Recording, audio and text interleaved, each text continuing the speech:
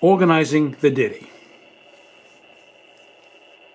The organization of the Diti are basically thinking about three general components.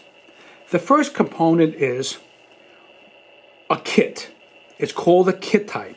And what is a kit type? A kit type is the name of the module that you are plugging in. What is in a kit type?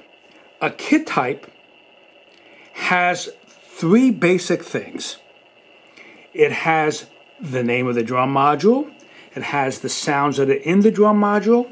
It also has the default note numbers, so that when you plug things into the Diti, when it says bass drum or snare drum or tom-tom, those defaults, those note numbers for those sounds are automatically built in.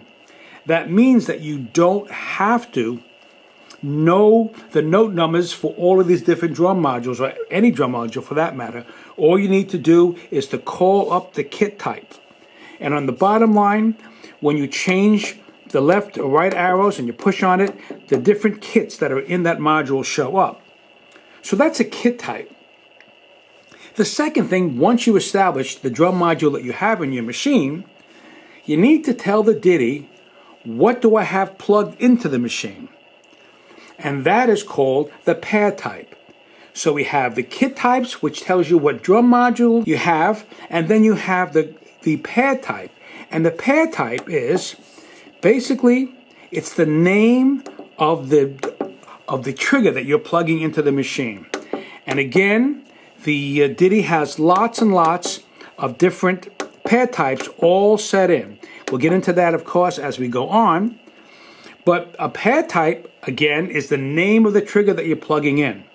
You need to do this whenever you call up one of the kit types, because the kit type can have, each kit type, I should say, has its own listing of pad types.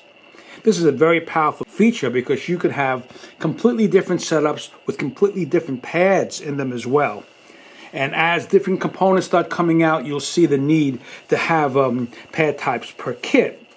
So we'll get into how to program all that, but again, this part of the tutorial is understanding that the first thing you got to do is set up your drum module, finding what you have, or if you don't have one, you use a user.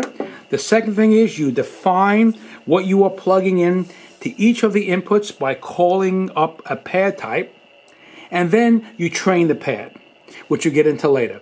Once you do that, you are ready to go.